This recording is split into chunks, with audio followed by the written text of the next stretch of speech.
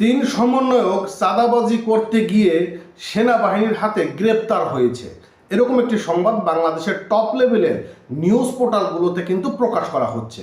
শুধু তাই না, আপনারা জানেন যে সম্ভবত খুলনার একজন এনসিপির নেতা, তার একটি ভিডিওর অংশ এখন সোশ্যাল মিডিয়াতে বেশ ভরপুর রয়েছে এবং এই ভিডিওগুলো বেশ মানুষ আনন্দের সাথে দেখতেছে।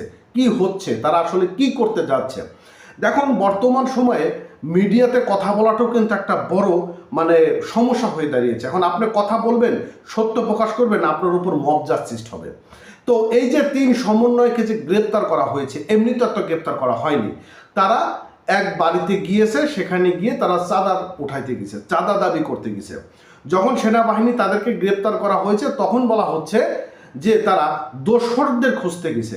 এখন এই যে দোসরদের খোঁজার দায়িত্ব কি এই বৈষম্য বিরোধী ছাত্র আন্দোলনের এদের উপর কি ন্যস্ত করেছে আমাদের সরকার, নাকি এরা নিজ দায়িত্বে এই কাজগুলো করছে? কি হচ্ছে, আইনগত প্রশাসনকে তারা তো বৃদ্ধাঙ্গুল দেখাচ্ছে।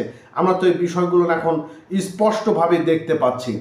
তো এই যে তিনজনকে গ্রেপ্তার করা হয়েছে, এদের মূল উদ্দেশ্যটা ছিল এরকম যে ওই বাড়িতে যাবে, গিয়ে পুলিশদের ভয় ভীতি দেখাবে, কিছু ধান্দাবাজি করবে।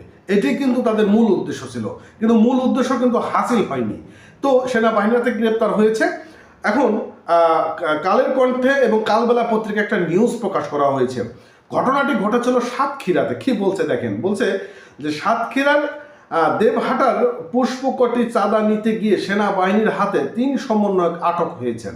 বৃহস্পতিবার 12 জুন দুপুরে উপজেলার পুষ্পাকাটি গ্রামের ইউপি সদস্য গোলাম রাব্বানির বাড়িতে এমন ঘটনাটি ঘটেছে।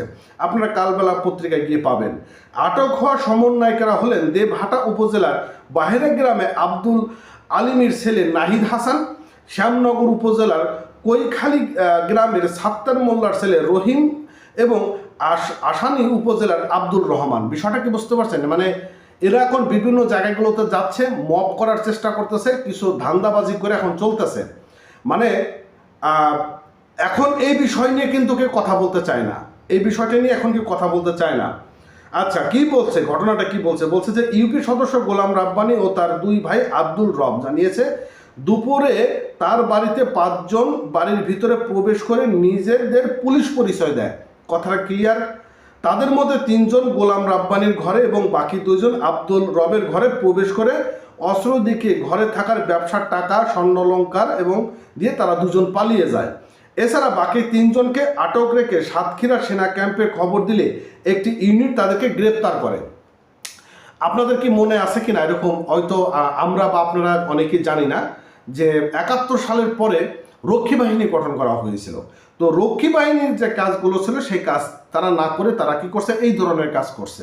তো বিষয়টা হচ্ছে যে দেশে আইন শৃঙ্খলা রয়েছে, যে দেশের আইন প্রশাসন রয়েছে, সেখানে তারা বৃদ্ধাঙ্গুল দেখিয়ে তারা বিভিন্ন জায়গাগুলোতে পুলিশ সেজে, আর্মি সেজে, অমুক তমুক এসব করে তারা এই ধরনের অপকর্মগুলো করতেছে। অথচ সাংগঠনিকভাবে তাদের বিরুদ্ধে তেমন কোনো ব্যবস্থা নিতে দেখি না, মব করতে যাইতেছে। আবার এদেরকে গ্রেপ্তার করলে ঊর্ধ্বতন যে সকল নেতারা রয়েছেন, তারা তাদেরকে ছাড়াতে থানায় চলে যায়।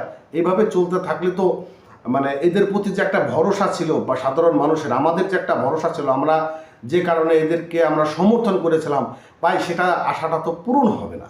তো যাই, ভালো থাকেন, সুস্থ থাকেন, ধন্যবাদ।